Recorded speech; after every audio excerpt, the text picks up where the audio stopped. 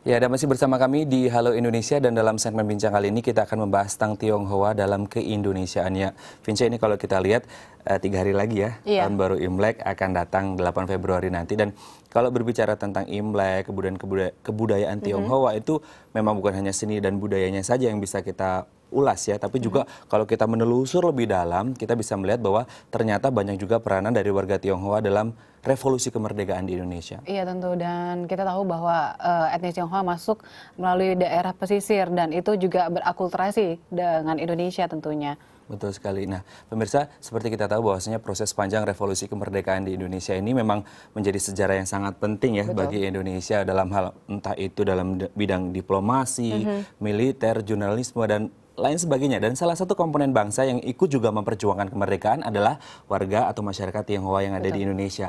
Sebagai tanda bukti bahwa mereka juga cinta tanah air dan juga selalu membela kedaulatan bangsa. Nah, untuk membahas tentang peranan Tionghoa dalam keindonesiaan di Indonesia ini, telah hadir bersama kami di Studio Halo Indonesia Bapak Didi Kuartanada dari Yayasan Abil. Namun sebelum kita berbincang dengan beliau, kita saksikan dulu tayangan berikut.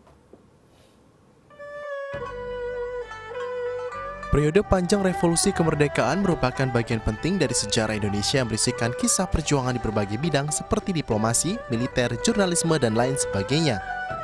Di antara komponen bangsa yang turut berjuang dalam revolusi kemerdekaan adalah masyarakat Tionghoa. Peran serta mereka dalam tahap awal berdirinya republik ini menunjukkan bahwa etnis Tionghoa memiliki rasa cinta tanah air dan membela kedaulatan Nusantara. Peran etnis Tionghoa banyak muncul dalam sejarah Indonesia bahkan sebelum Republik Indonesia ini terbentuk. Seperti kebangkitan nasionalisme di Hindia Belanda yang tidak terlepas dari perkembangan dalam komunitas Tionghoa.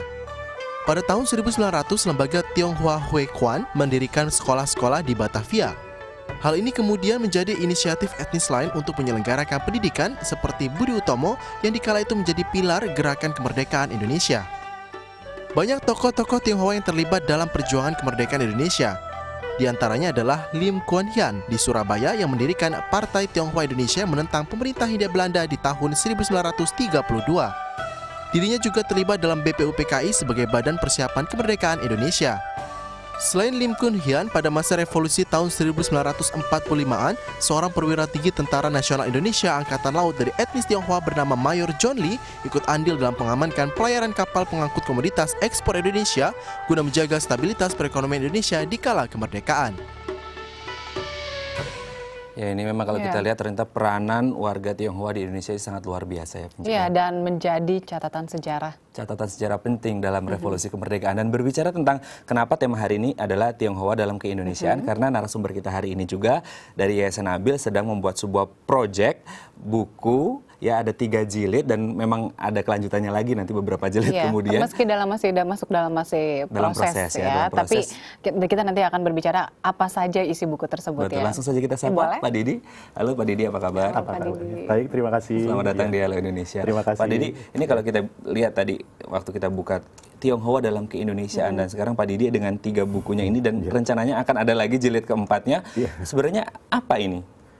Jadi idenya awalnya adalah ketua pendiri Yayasan Abil, Pak Edi Lembong, yang sejak tahun 2002-2003 sudah memiliki suatu gagasan bahwa orang Tionghoa ini belum banyak dikenal oleh elemen-elemen bangsa Indonesia lainnya. Jadi bagaimana orang Tionghoa bisa lebih dikenal, sekaligus bagi orang Tionghoa sendiri menjadi cermin apa yang sudah diperbuat oleh para pendahulunya, dan juga yang paling penting adalah supaya bisa masuk ke dalam kurikulum sejarah, pelajaran sejarah, karena selama ini sejarah perjuangan ataupun kontribusi orang Tionghoa belum masuk ke dalam buku-buku sejarah kita.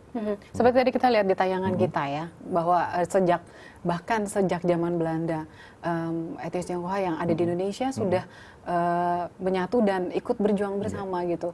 Bagaimana mereka tidak bisa dikenal oleh mungkin pelajaran-pelajaran sekolah?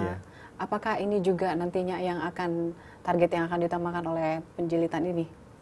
Ya memang sebetulnya ini melalui proses yang panjang ya. Di masa Bung Karno itu perjuangan bangsa golongan Tionghoa masih masuk di dalam buku sejarah. Namun ketika masa Orde Baru karena beberapa alasan itu mulai dimarginalkan, ditutupi. Nah, ini yang kemudian melahirkan generasi muda etnis Tionghoa yang buta sejarah. Mereka merasa rendah diri sebagai orang Tionghoa karena tidak pernah tahu bahwa para pendahulunya, kakek-kakek mereka itu dulunya adalah ikut berjuang, ikut memberikan kontribusi bagi tumbuhnya bangsa Indonesia.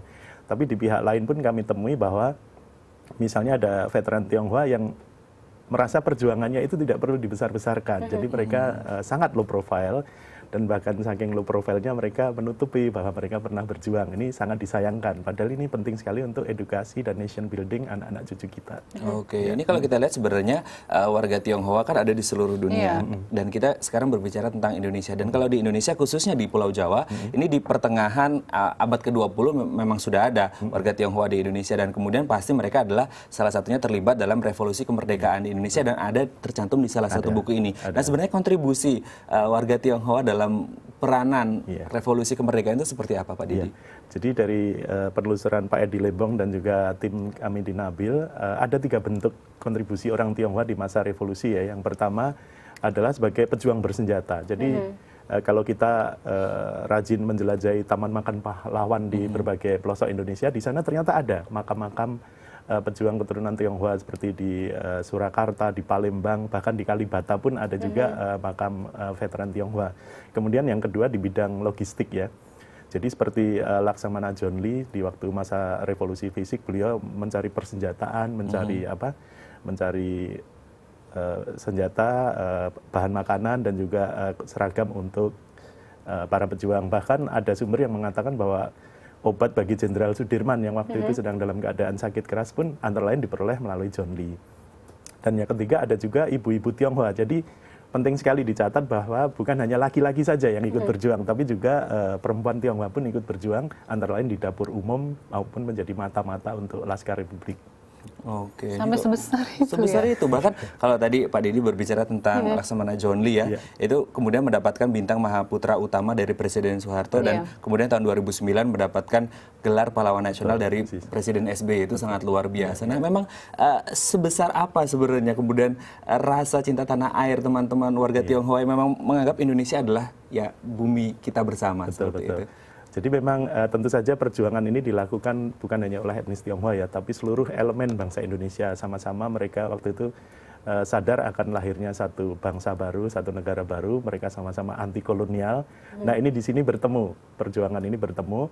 Dan akhirnya mereka bersama-sama ingin mengusir penjajah Belanda dan membangun negara baru ini. Jadi memang ya kalau dibilang ada yang unsur jelek ya, dimanapun di etnis apapun ada unsur-unsur yang itu. Jadi kami memang senang sekali dan khususnya kepada Presiden SBY ya, yang ketika pada tahun 2009 atas usulan berbagai elemen masyarakat termasuk dari Yayasan Nabil untuk mengusulkan John Lee sebagai pahlawan nasional. Itu bagi etnis Tionghoa itu bagaikan taman bunga kebangsaan.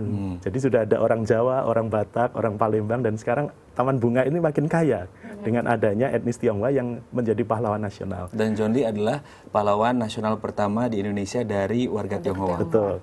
Dan bukan hanya itu, terima kasih juga kepada pimpinan TNI, khususnya TNI Angkatan Laut yang 2-3 tahun lalu menamakan salah satu kapal tempur paling canggihnya menjadi kapal Republik Indonesia John Lee 358. Wah. Itu juga satu sebut apresiasi. Apresiasi untuk nation building kita. TNI terhadap nation building betul, ya. betul, Baik betul. Pak Didi. Nanti kita akan membahas sebenarnya bagaimana risetnya dan adakah yang hilang yang belum muncul dan untuk kita ketahui bersama nanti kita akan melanjutkan perbincangan kita.